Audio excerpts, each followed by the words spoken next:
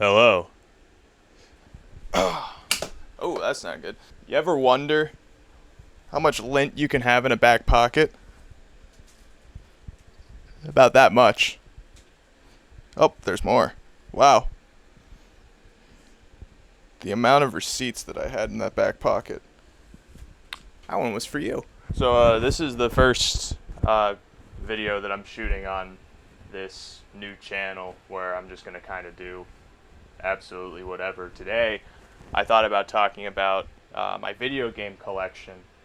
I think because I really want to be robbed.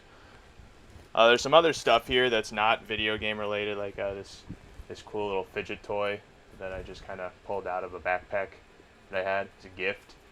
Yeah, I hadn't found a place to put it just yet, so I have it up here along with my copy of Rayman Raving Rabbids 2 that I recently just bought from Goodwill's website.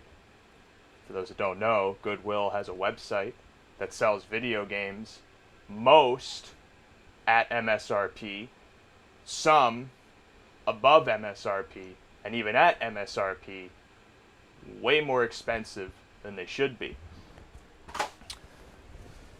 There's some other stuff on here too, like this $100 Canadian note, $5 Canadian note from when I was in Canada, probably at this point 5 years ago. Got to get that converted, along with all these coins that actually are from that same time, and they make an appearance in one of the first shorts on my main channel, which is the Quibi show about the guy who just refuses to clean his room. And this was the cash prize for that because I just had it lying around, and Lord knows I didn't script anything. It's really dark in here. Let me get some natural light. The main piece that I really enjoy, and the main console I really enjoyed, was the GameCube. The only thing that's not up here are probably the 5 or 6 other GameCube controllers that I have stowed away in a bin under here, just because I use a lot of Wavebirds, and the wired GameCube controllers that I have had drift issues that I have to manually go in and either dust off the sensors or replace the joystick completely, and I don't really feel like doing that. But someday, me in the future might think it's worth the time. I'm just not me from the future right now. If anything, me from the past. I have a handful of GameCube games up here. A couple are not here because we were actually just playing them, now that I remember. One of them's Kirby Air Ride, which I got when I was in, I think, 4th or 5th grade.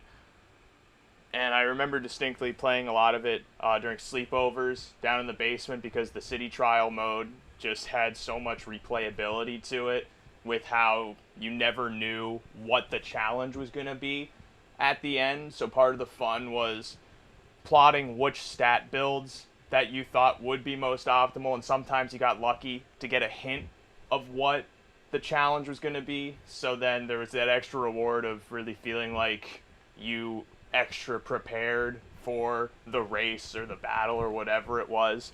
What's weird though is that revisiting that probably 10 years later, not as easy to replay. It's still a fun game mode, but the limitations feel less rewarding in that way. And I don't know if part of that is for, other reasons of modern gaming, because it seems like with most games now, especially, some of the more recent ones, that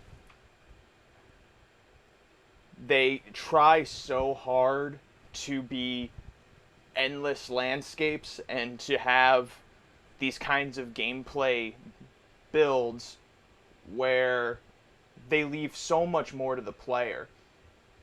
And in doing that, for one, it's enjoyable to play. You play a game like Breath of the Wild, and that agency you have as the player to take on whatever route you can imagine is fun.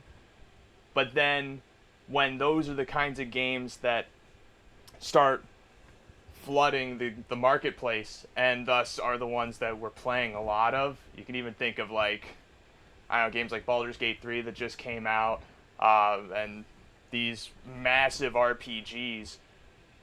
Those are what we become conditioned to playing, and then a simple game like, Kirby Air Ride, it feels much smaller in the scope than it was in, like, the imagination of a child, which I think is in part also what the nostalgia lenses are for a lot of people when it comes to these games. But some of these GameCube games hold up incredibly well. Like, for instance, F-Zero GX, which is undoubtedly one of my favorite GameCube games. Just what they were able to pull off on the console in this game specifically in terms of depicting the high speed of the futuristic style of racing, the types of courses they were able to design with zero gravity in mind, and doing all of that in a somewhat fair way. Because you go from a game like Mario Kart to F-Zero, there's a definite, we're going to call it a gaming curve. It's like a learning curve, but for gamers, because Lord knows we've never learned anything. And it's rewarding to master. Join that with also, like, one of the best soundtracks in all of video games. One that you can just constantly go back to on, like, a VGM playlist or something and really get down into the groove of. This is a GameCube game that you can revisit endlessly, and it's amazing to think that we got this at a game store in, like, probably 2007, 2008 for $9.99, and now I think on secondhand seller places it goes for above $50, $60. Just remarkable where the GameCube has gone. Of course, one of the OG Baldur's Gates, Baldur's Gate Dark Alliance, I think one of the better ones in the series, because I've just been playing Baldur's Gate 3. So I've been thinking a lot about how the scope of Baldur's Gate 3 and how it is more of a Dungeons and Dragons type game feels almost as strange, because this was my first Baldur's Gate experience. Just a top-down dungeon crawler RPG with still, tree branching mechanics when it came to how you leveled up, but it was still simpler in scope because of what you could only do on consoles from, like, 2002. That's when this one came out. This is an example to me, because I've also been trying to get back into Dark Alliance 2. I've never played it, but I wanted to play it after many years. The limitations in a game like this, when you compare it to the open-endedness of a game like Baldur's Gate 3, sometimes this feels more relieving to play, especially when you just, you don't have a lot of time to play your games or, like, sit down to really get into a game. Because Baldur's Gate 3, you have to get invested into the world, into the mechanics, because the game gives you so much freedom in how you want to build your character, and it's fun in that way, but it takes a lot of hours. For me, it took like 20 hours just to get a baseline understanding, but I also never played a lot of Dungeons and Dragons as a kid, never really got into Dungeons and Dragons as a kid, but Dark Alliance, that was one that I've only beat once, but I would start and stop a campaign loads of times, because that first dungeon with the cellar rats is incredibly memorable. I found that this game sells for $600, or people buy it for $500. That's probably a better way to phrase it. And don't get me wrong, Go-Go Hypergrind, terrific game. They don't make games like this anymore. Indie studios do. But for some reason, just a game like this on the GameCube console with that technology, just the art style comes together, the gameplay comes together, the soundtrack comes together, and sometimes, given how good the technology is nowadays for a lot of indie games, it almost feels like the equivalent of when you would watch those Unity demos of Mario 64 and something just felt off. It's like when you are going down the street and you remember what the old McDonald's used to look like, and now they look like what everyone said Soviet Russia looks like with their architecture and stuff. A lot of indie games kind of fall into that route because you can make these real nice models, but sometimes, depending on how you're constructing the world, it feels just kind of like an empty experience. And I think that's more of an issue with a lot of open world games becoming popular and these indie studios being forced to curve down that way. And this isn't supposed to be like an all-encompassing type of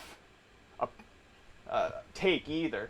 Just because there are loads of indie games that are incredible, and they're able to blend art style into the infrastructure, into how you're playing it, and it all joins into a great experience.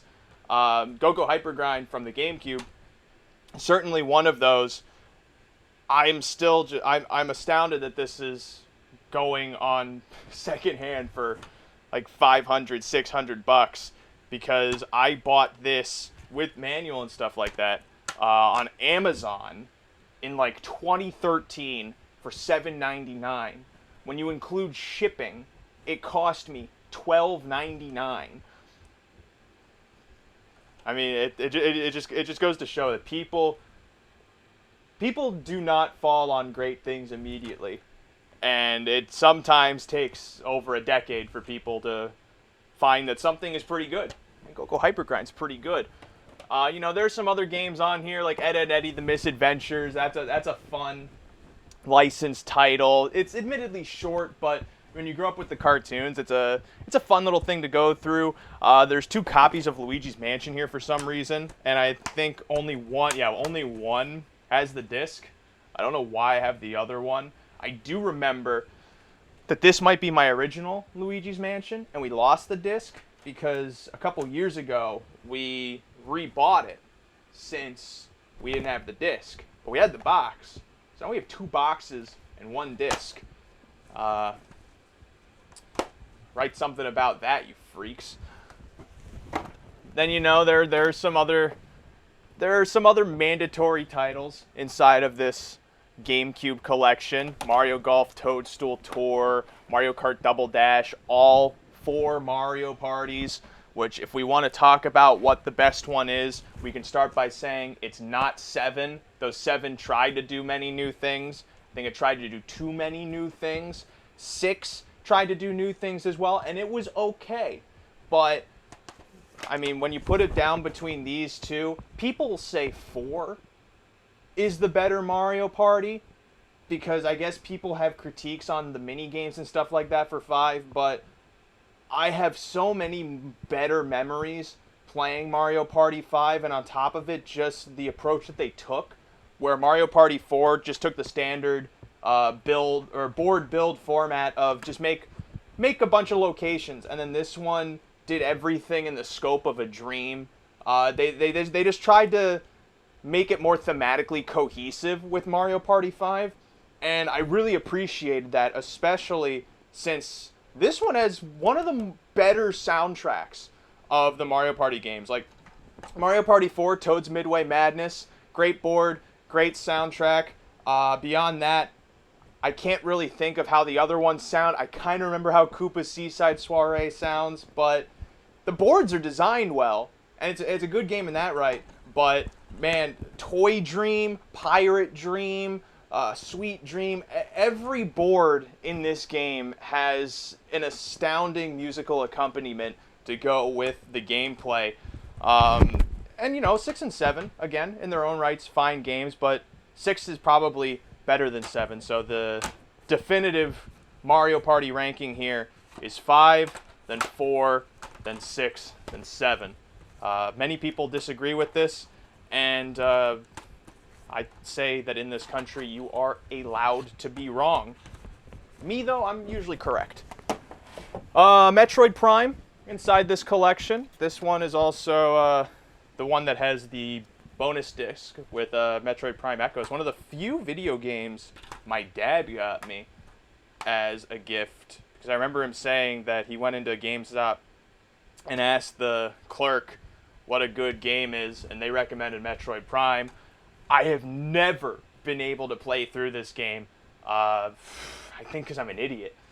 Like, everything about it, gameplay-wise and stuff, seems great. I tried it as a kid. I got lost on many of the levels with all the backtracking and stuff like that. And if I remember correctly, that was a main complaint a lot of people had with Metroid Prime specifically. But, you know, for what it was on the GameCube, especially graphically, an achievement in its own right. Just kind of, in terms of dungeon adventure games, not one I think I would revisit frequently, but it's a fine game. Pokemon XD Gale of Darkness, another one that I'm like, this sells for $300, but then I remember it's a Pokemon game. If anyone cares, here you can subscribe to Nintendo Power. With this pamphlet, it says 3 issues for free. Oh, when you register 3 or more products. So that's one. Maybe if you can find some of these other videos, you can get 2 more. Get 3 free issues of Nintendo Power. $275. I saw this game sell for. And, I mean, I get it. It's a Pokemon game. It's one of the harder Pokemon games to get invested in because of just the cutscenes and stuff. It doesn't move as fast as like when you play Pokemon Emerald. Just it being a handheld kind of game and sprite based and all of that. There's something in just like the art design that also makes the gameplay feel a lot faster. This game also with the shadow Pokemon and stuff like that, it tries to do a whole bunch of new things that are fun on your first playthrough and has many memorable songs to go with it, but not one that I really want to play through again unless I'm in the right mood. But a memorable Pokemon game in that.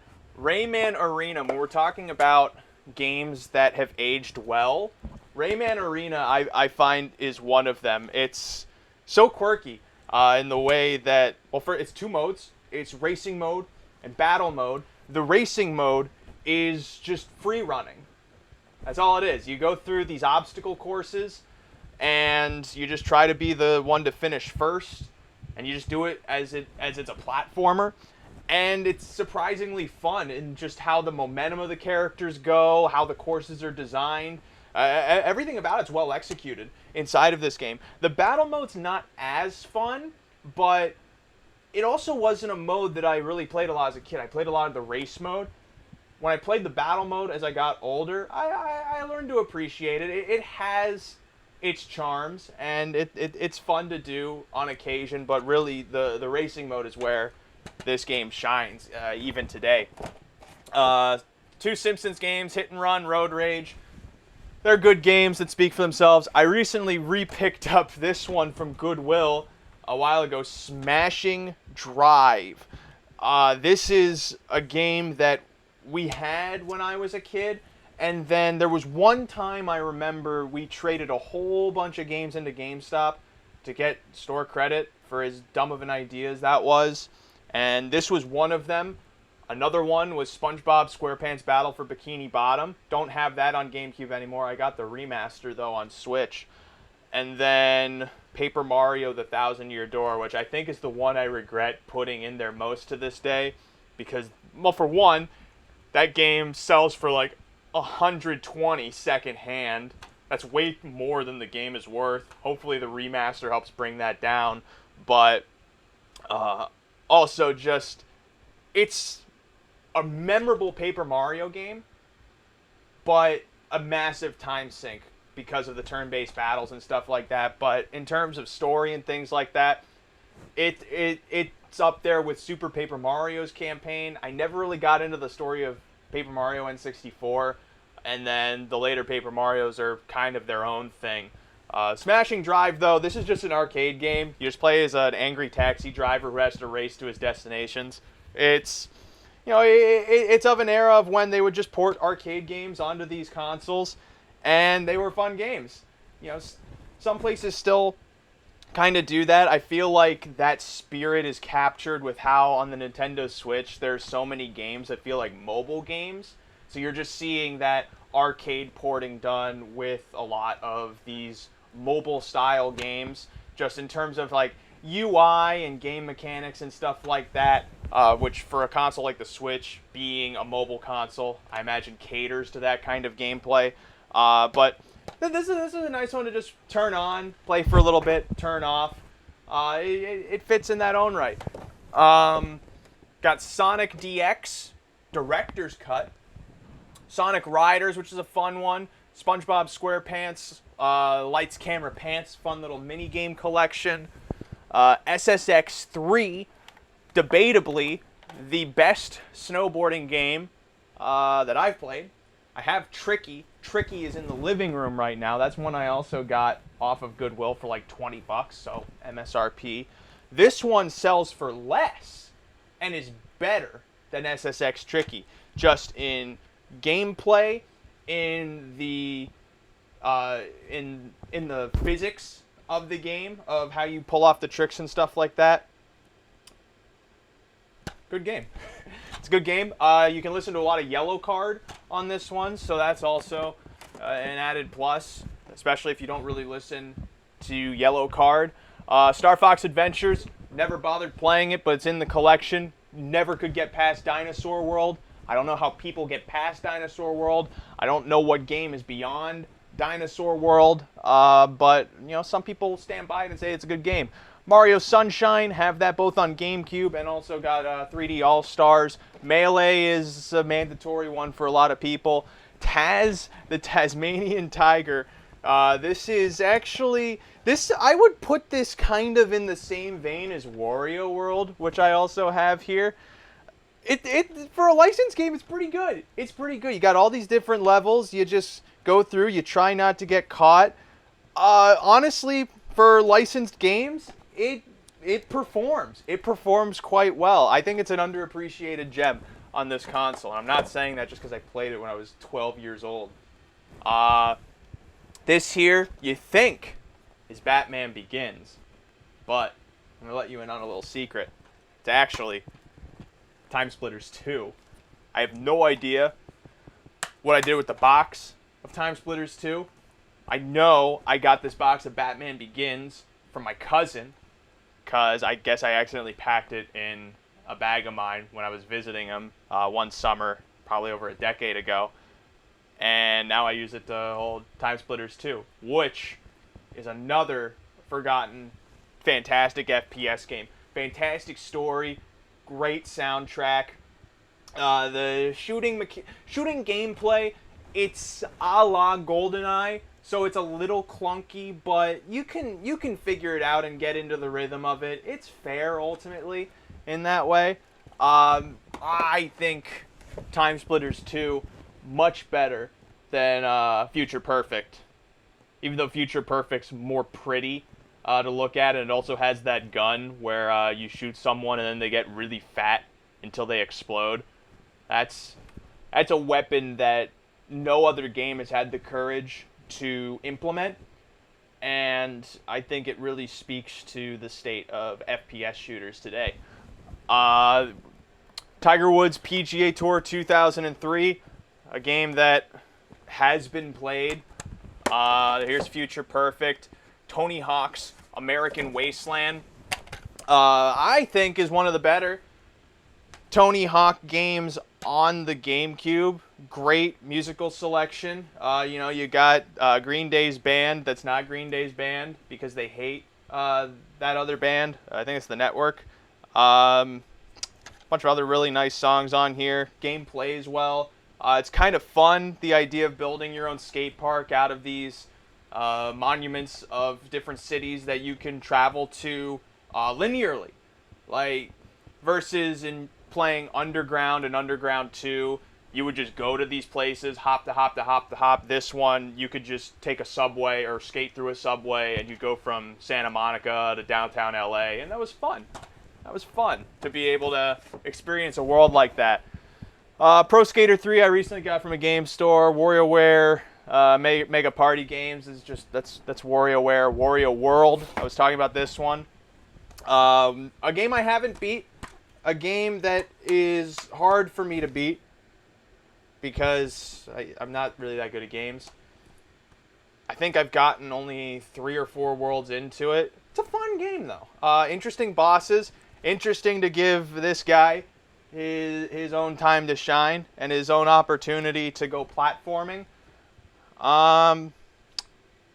Yeah, I think the most fun thing about games like this is with Mario, you understand that the Mario world is Goombas, Koopas, all these other types of creatures. And then they get to a character like Wario to give Wario his own game. And they can't give him Goombas. They can't give him Koopas.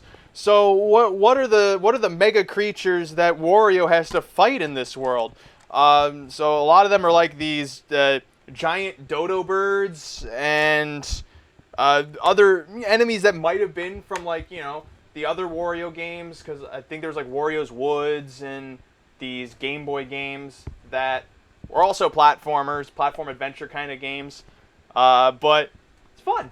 It creates its own little world for this funny little guy in yellow. Man, he looks like such a jerk. I just realized he's drooling in the picture, which must be because he really likes money. On to the end of this collection, at least here, got perhaps the best parts of the collection, and that being everything that's falling down, including my disc copies of Skies of Arcadia Legends and Alien Hominid.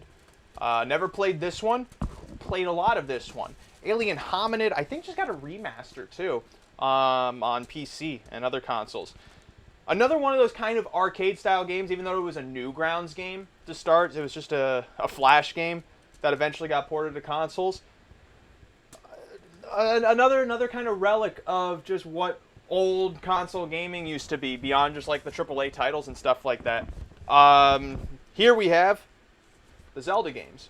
Wind Waker, Kmart exclusive. I don't know if it actually came from Kmart. I think we stole it from a friend of mine. Twilight Princess, never beat. Got stuck at the City in the Sky, and then it was many years after when I reopened the save file. Had no luck figuring out where I was, and gave up. And here, the fantastic duo of the Ocarina of Time Master Quest double disc that includes wondrous sneak peeks at F-Zero, 1080 Avalanche, Wind Waker, Wario, a bunch of games. The demos are actually kind of fun to watch on this thing. Never beat Master Quest though. Just I didn't need Ocarina of Time to be harder, especially when their version of harder was just making up bullshit, you know? Because of what the assets they had for the game, they decided, let's make a puzzle harder by putting a whole bunch of cows into Jabu Jabu's belly, which, I mean, all things considered, is fun. That's fun, but when I'm trying to solve the puzzles, I'm not going to think that a cow is the equivalent of a door switch, which is what Master Quest demands of you. And, you know, maybe I don't demand enough from myself, since I could never figure that out. And then Collector's Disc, where I got as close as I ever have to beating Majora's Mask. To this day, still have never beat Majora's Mask, have gotten through the Stone Tower Temple, but never fought Majora. I had this same problem with Mario 64, where it was a gaming experience I enjoyed so much that if I would go and beat the game, I felt incredibly sad. I never wanted the experience to end. For some reason, in Mario 64, fighting Bowser meant that was it. Can't do it anymore. Majora's Mask, same thing with going to fight Majora on the moon. Felt like something that I just never wanted to get to, because for some reason, I wanted the magic of that game to live on through 800 playthroughs that lead up to Great Bay Temple. It's incredibly irrational, but it's what I did. And then there are a couple other GameCube games down here. Some loose boxes, like a loose Animal Crossing box. 2 games I recently just got from Goodwill again. Aggressive Inline, just a rollerblading game I grew up with. It's not really anything special. It's kind of like Dave Mira for roller skating. And then Soul Calibur 2. I mean, it's pretty much Mortal Kombat, but you get to play as Link. That's fun. Beyond GameCube, got Nintendo Wii, which is blocked by not only my Guitar Hero Wii to USB hookup, but this Nintendo Switch collection, which I'll just move to the side. So you're not, I mean, it's not like you're really going to be able to see a whole lot of it. I'm not sure how much you've really been able to see anyway. You know, got the staples of the Wii console. Animal Crossing City Folk, Boom Blocks, a game that I've really grown to love. Grade 1 champion jockey. You get to play as a jockey. The only crime is that I don't have the balance board, so I can't get low like a jockey and ride in the saddle. Best I can do is act like it.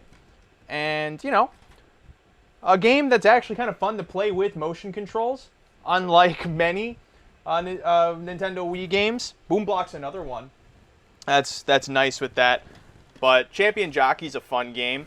Dokapon Kingdom I have here in the GameStop box. Got it for $25 when I think the disc itself now sells for $70. This is one that I watched gameplay of many years ago and realized, well, I thought that the idea of like a board game RPG is kind of fun and not in the way of like a Pathfinder or like those kinds of games. This is purely just almost like if you put Monopoly and an RPG together, you get Dokapon Kingdom. Of course, it's an Atlas game, so it's going to sell for mega bucks on the secondhand market because people cannot get enough of the Japanese. And maybe, just maybe, there's something that's okay with that. Fortune Street. Speaking of the Japanese, they get 800 of these, and America only gets one. I think this is why we love the Japanese, because we wish we could get 800 Fortune Streets. This is such a goated game, way better than Monopoly. You got the stock market involved, got market manipulation involved when you just buy a bunch of stocks in a district you own and then invest the living hell out of all of them. It's honestly the greatest depiction of capitalism since Karl Marx. And it's fun to play because of that. $20 I got this for at a GameStop. At the same time I bought Dokapon Kingdom, actually. Kirby's Epic Yarn, a game I haven't played through. My brother played through it, though, and he liked it. Mario Kart Wii, Mario Party 8, that's fine. Another slept-on title of the Wii, Mario Strikers Charged. No Mario Strikers game has ever come close to this. Granted, I think there's only been one since this one came out, and that was the one that came out on Switch, which is fine. It's fine. This one, though, phenomenal. So many gameplay exploits that make getting goals super easy, and you can have high-scoring soccer games, but also rewarding in a way that the exploits feel like a mechanic that's somewhat left into the gameplay. So it's like cheating but allowed. And when you have a bunch of other players that know how to do that kind of stuff, it made the online for this back in the day incredibly fun. And it sucks that now in the revitalized world of Nintendo Wii Online, not many people play that game. It's just dedicated purely to Mario Kart Wii, which is fine, I guess. I never really liked the Mario Kart Wii engine compared to others. Mario Super Sluggers is good.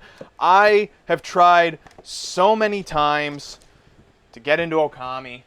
I even got the HD remaster. And I didn't only get this game because it was a 9.5 out of 10, according to Play. My brother did. I got this as a gift for my brother, who I'm not even sure even got farther in the game than I did. And I just remember getting to that first village, and this was in the remaster too. I just get stuck. I somehow got past it on here, maybe with a walkthrough. I don't remember. I can't get through it on the remaster, and I look up gameplay guides and stuff like that, and I get stuck because ultimately I don't think this game was designed for idiots. There's a very clear idiot curve when it comes to trying to beat this game. So, honestly, it should probably say like reserved for geniuses or something like that, which honestly would make sense because this is all about Japanese folklore and mythology. So you have to have a pretty big brain to understand it. The Venn diagram of Okami players to Rick and Morty viewers is in fact a flat circle. It's a cool game though. Cool art style. Tries to do new things. Perhaps one of the greatest games ever made. Pikmin new play controls. The new play controls play very well on the Wii, and this is my preferred way to play Pikmin. So much so that I had the opportunity to buy Pikmin for GameCube, and I decided, why? Because for one, I have it here, and then also I got it on Switch because of the Pikmin 1, Pikmin 2 bundle. So, no reason to. I own Pikmin twice. This is probably the better way to play it. Actually, the Switch might be the better way to play it because it also has the motion controls in, and it's somewhat upscaled to HD. But yeah, that's good. Rampage Total Destruction is a fun one. You got both Mario Galaxies, Super Paper Mario, Mario Brawl. The Wii collection isn't really that big. I didn't like the Wii, honestly, as much as I liked the GameCube. And the same thing goes for the PlayStation that's down there. I got Xenoblade Chronicles on Wii. This is, I believe, the UAE, Saudi Arabia, Malaysia, Singapore official product that I got from a Goodwill in Missouri. So, if anyone wants to investigate how Missouri is linked to Saudi Arabia, I'm curious. I don't think it's anything bad, you know. I think it's just fun to learn how the world is all interconnected, even if that world is the state of Missouri. Xenoblade Chronicles, though, good game. I liked X on the Wii U, but I never beat it. So when I went to go start playing it again, I forgot how everything works, and it was not fun to touch. So I got Xenoblade Chronicles just to maybe visit one day, because I do like that live combat RPG element. The turn-based stuff, it's tedious nowadays, so it's an incredible compromise to the battle mechanics of those kinds of RPGs. It works. And then I got Wheel of Fortune. And I recently got Skyward Sword, a Zelda game I've never played through. Wii U collection is pretty much the essentials. Donkey Kong Country Tropical Freeze, fantastic game. And honestly, we're going to see a lot of these games in the Nintendo Switch section.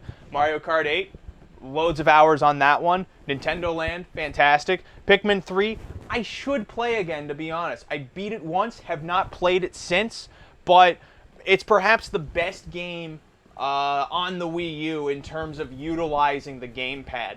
How you're able to use the gamepad to plot courses for your captains and stuff like that. It's a seamless integration of the gameplay. And Splatoon did it real well too, where you could just look down and stamp where you want to jump to on the map. It was effortless and honestly not that disorienting either to go from the main screen to the gamepad. Splatoon, fantastic. I've not been able to get into 2 and 3 as much, I think because of that. This is a game that was so well designed for the Wii U that I don't really know it's been captured the same on Switch. 3D World's 3D World, it's a good game. Mario Maker, can't really play it anymore because online's shutting down. Smash Brothers for Wii U is what it is. Woolly World, a game that I remember playing through in high school, and it was nice. But I had many judgments of myself, being a 16-year-old boy playing Yoshi's Woolly World on a school night. And honestly, I regret that because it's such a charming and nice little game that I think anyone of any age, of any gender, should be able to enjoy without judgment. And then Wind Waker HD, along with some other slips and stuff that I'll put back in later. It's Wind Waker HD. Got it for 25 bucks. I think it sells for more than that now because everyone who buys video games, I think, is an idiot. Okay, what else do we got here? Switch. Switch is right here. It doesn't include some of the games I have digitally. Like I have Animal Crossing digitally. I have Stardew Valley digitally. I have Mario Kart 8 digitally. This here is kind of like my miscellaneous collection. Tai 1 and 2, did not know they remastered it. Did not know Tai 2 was digital only. And someone already claimed the code in here that was sold at the GameStop. So that pissed me off. Trials Rising. It's a Trials game. Got purely because, Trials games were fun on Flash. Race with Ryan. I didn't pay $40 for this. It sold for $40. I was gifted a gift card to GameStop, and it was the only way I could justify paying AAA price for this mobile game-ass kind of shovelware crap. I played it only once. I got it originally because I wanted to play it on Twitch.tv back when I was doing a lot of Twitch.tv, and I never did it. And honestly, I played it one time, and I can't play it again. It's a terrible game. It's awful. It's disgusting that they thought they could get away selling this for $40. And it's a bigger shame because people who develop these games, they probably have dreams. They probably have aspirations. And they're forced to have to make Race with Ryan for Nintendo Switch. Honestly, I think that's the part that's more sad about it than the fact that Race with Ryan exists, is the people who had to work on it. They didn't choose to work on it. They had to work on it. MLB The Show, because I got really into baseball for a bit, because I was betting baseball and wanted to understand how it works. Still don't understand baseball. Monster Energy Supercross 2, just because motocross games are kind of fun, like Trials. Haven't played that one. Haven't played Crayola Scoot yet either, but this one looks somewhat playable. Think like Go Hyper Grind, but Splatoon. That's what this game kind of looks like. I don't know if that's how it plays, but it looked interesting enough. Beyond that, on the Nintendo Switch here, you got Legend of Zelda, Tears of the Kingdom, and Breath of the Wild, staples of any Nintendo Switch collection. Yoshi's Crappy World, a game that my girlfriend played and really liked, and then she got it for me as a gift, which was very nice. I haven't played it yet, and it's not a crappy world either. It's a pretty fun world, especially if you liked Woolly World. It's creative in how it does a lot of the puzzles and stuff. WarioWare Get It Together, actually a pretty good Switch game. It really caters to the pick up and go audience, I think. A game that's probably better to have digitally than it is hard copy, because it's a game you can kind of just drop and pick up. So then having to get the cartridge and put it in is kind of a extra step hassle. But I've just been trying to buy a lot more of these games physical, since you never really know what's going to happen with the digital library of anything anymore. So it's nice to be able to just own the game outright versus owning the privilege to play this licensed copy that a lot of these digital games are. It's something that, honestly, I wish I would have done for every game I have on Switch, but only really got into, after COVID hit. Because when COVID came around, getting the games digitally, honestly, it was nice. It was nice to be able to just get it, download it, go. Not have to go to GameStop or anything like that, especially because back then, GameStops wouldn't even open their doors. So it was kind of a nuisance then. Super Monkey Ball Mania, Banana Mania, Super Monkey Ball remaster of the first two games, I think. You could play as Sonic and Tails. It's a Super Monkey Ball game. Honestly, the thing that's most interesting about the Nintendo Switch is that it's a vehicle for a bunch of old games. It's designed so well, because it's a mobile console you could take anywhere, that you could play a lot of these games that maybe you grew up with wherever you are. Or you might have never been able to experience some of these games for whatever reason, like Super Monkey Ball, or even, a lot of these Wii U games like 3D World, which was ported to Switch, Mario 3D All-Stars, how you could play Super Mario Sunshine on here, and even Mario Galaxy on the Switch. There's some other ones that are kind of not in my collection though, because I don't buy a whole lot of Switch games purely just to replay them. Like Pikmin 1 and Pikmin 2 I did, also because it's impossible to get a hold of Pikmin 2. It costs $150 for GameCube and for Wii to get a copy of Pikmin 2, So I'm just gonna buy a digital version of it for $20 to be able to experience that game. That's fine to me. And honestly, I think it's a benefit of the Switch being as successful as it has been. Is a bunch of these games are being given a second life, beyond emulation and however you acquire your products for emulation. But the Switch collection isn't really anything else super special. It's a bunch of the games you'd expect to have in a Switch collection. Like both Mario Rabbids games. A refreshing take on Mario in general, giving him an RPG style kind of game, and doing so with the Rabbids. It's quirky, it's fun, it's animated incredibly well for a Ubisoft game.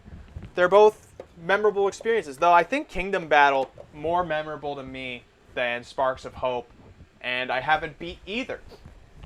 Mario Strikers Battle League feels just like Strikers Charge if they stripped a whole bunch of the really good parts about it. Yeah, like even like the online ELO systems and stuff, like it's not the same. It's not the same. It doesn't feel the same. Pikmin 4 is one of the best games on the entire console. I wish it did more. This is a game I never wanted to end. I wish that there was not like an open world Pikmin game, but a Pikmin game that just they had loads of levels. Like 6 levels feels like too few for a Pikmin experience. It's just enough, I'll admit, to leave you wanting even more, but the Pikmin worlds are so vibrant, they're so fun to play through and to navigate and explore that it almost feels unrewarding, especially when you only get some of the Pikmin types at the very end of the game. Like when you get all of the onions together to be able to grow any kind of Pikmin you want, it feels like you're given the freedom to really play the game way too late versus being able to really go through all of these worlds in whatever type of way that you want. It kind of holds your hand in that way, and that's to its detriment. But to its credit, the worlds that they built are incredible and well designed. Yeah, I really wish that there was a lot more to this. It was fun that they brought that Pikmin 4 was annexing everything Pikmin had to offer in terms of Pikmin 1 just being the introduction to the game, Pikmin 2 bringing the underground dungeons into the gameplay, Pikmin 3 building on the resource management type of element to the gameplay of like being able to direct your captains and stuff like that, and then Pikmin 4 adding the greatest thing ever in Ochi,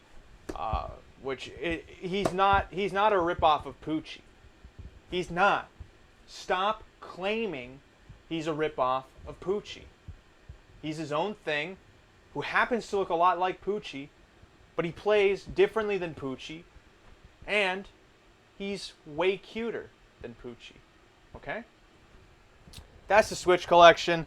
Not really a whole lot else to touch on. And then down here, the N64 games. A bunch of just loose ones I had growing up as a kid, like Twisted Edge. Here's Turok Rage Wars, a game that I played a lot with my brother and dad. What else is here? Rampage World Tour. This game ruled to play. Oh, man, and rest in peace, Midway. Just the other thing that's interesting about going through all these games, Majora's Mask, just the number of studios that no longer exist. It's sad. It's sad, really, where a lot of gaming has gone. And I think in reorganizing this collection, which I've done over the last month and a half, it does really make you think about where games are, where games were, where games are going. Not in a cynical way, because so many people on this platform speak purely in the negative of where gaming is going just because of where gaming was, versus just looking at how gaming has regressed but also how much it's really progressed. Some of the games that have come out in the last 10 years are such achievements of the medium that I don't think they should be neglected inside of this conversation of negative trends that we're noticing in the game development industry. You know, games like Baldur's Gate 3, games like I'm sure I can name other one. You know, like I I don't play a whole lot of real big games, but you know, a lot of people talk good things about, Grand Theft Auto was within the last 10 years. Grand Theft Auto 6 apparently coming out. Anything Rockstar has done, Red Dead Redemption 2, that's a game that I've tried to get through, and I think I will get through it fully at some point. It's just a big time commitment. And there are loads of other people talk about, like Destiny 2, because I remember I was watching a video from Charlanazard talking about where the game industry is going based off of the recent Bungie layoffs. And, she says the same thing I am here, where we shouldn't think that gaming is bad because of where gaming is going, because gaming has been really good over the last decade. But I think what we're also noticing is that in trying to upkeep these big investments for games like Baldur's Gate 3 and stuff like that, which, by the way, Baldur's Gate 3 almost bankrupted its development company when being created. When we neglect those things because of what sustains the video game market, which are a lot of these video games that release where, sure, there might not be like full polish. There's going to be game bugs and stuff like that you'd hope to be patched at some point, unless you're the Pokemon company, in which case you just you deliver it as is because of the deadline that you have to meet, and gamers just get disappointed. It speaks a lot potentially that these games that are delivered they don't even have to be fully polished, but they're delivered with glaring bugs, or like the gameplay feels slightly empty because maybe they're trying to be bigger scope in terms of the open world. You can think of like Assassin's Creed games and Watch Dogs games where they try to be these massive open worlds, but really what do you do in them? And that's kind of the crossroads that I think a lot of games are at currently. Some of them are working to navigate it accordingly, but games like Baldur's Gate 3, these monoliths, you could think of them as like these Marvel movies.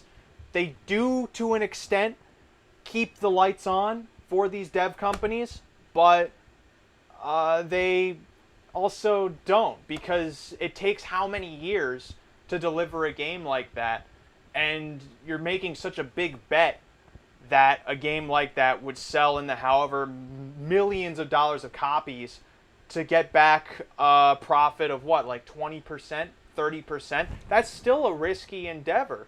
And so a lot of these companies, even like Nintendo and the Pokemon company, they go to meet their deadlines because the market is hungry for something, and they stay committed to that. That's the priority versus delivering on the product.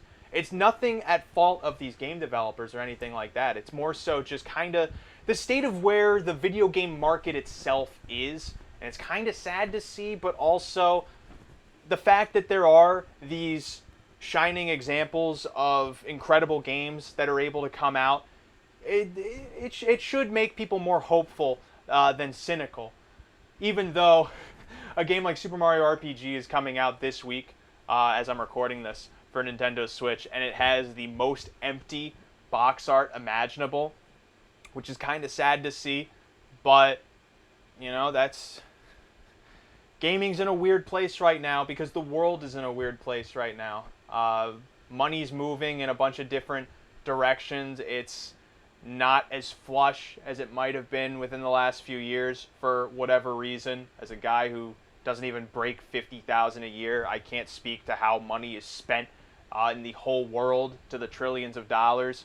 But what we're seeing in gaming is just You know, it's the same thing we're seeing in every other industry, and we can just hope that we get a second chance. We get an opportunity to invest more into, you know, the things that we love to do, and the people who love to make games are given the reign to help and deliver on the things that they're truly passionate about. That was another point that was real affirming that Alana pointed out in her video, where you want to deliver something that's good. No one wants to deliver something that's bad. You only deliver something that's bad because of deadline, of overhead pressure, of reasons that are ultimately beyond your control, of limitations of time, space, or influence, whatever.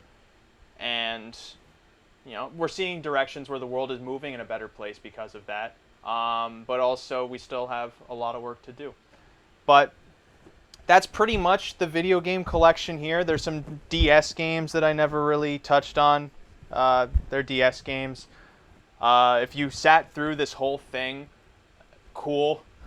I don't expect anyone to. I expect more people to see a video like this on a channel like this and think how pathetic it is that someone is sharing this kind of stuff to an audience of no one, when in reality, you know, this is stuff that, you know, I talk about in my private life, and while I like to keep a lot of my private life offline, there are certain things that I feel somewhat passionate about, and that I might want to try and share more of that on avenues that are not purely cinematic and narrative and poetic.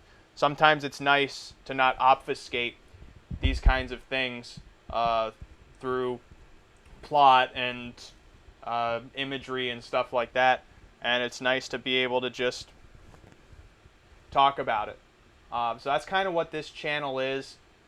It probably way too late in the video to say that, but there's going to be another video on this channel that kind of just talks about what the whole idea is behind the bonus features.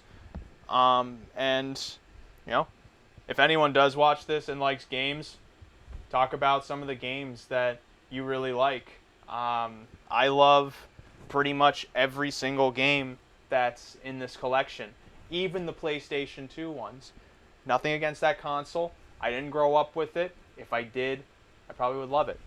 But there's some bangers on there still, too. Destroy All Humans is fantastic. Katamari Damacy. I have so many childhood memories with that game. Tom and Jerry War of the Whiskers is a fantastic battle royale game. The Ratchet and Clanks are fantastic. Sly 2, Band of Thieves. It's an incredible platforming stealth game. Yeah, like, there's just... Games are so cool. There's so many good games. There are loads of bad games, but there are also so many good games. And yeah, I'm looking forward to playing Super Mario RPG on Switch. Even though I could just play it on the Wii right now, on the Wii Virtual Console. And I hope whenever you're watching this that you're having a good time, that things are okay. And if they're not okay, that in some way they get a little better, because they always do. That's my video game collection. Thank you for watching if you did. If you didn't, I don't blame you. I hope whatever you accomplished, you did, and it was worth your time and not a huge time sink like this was.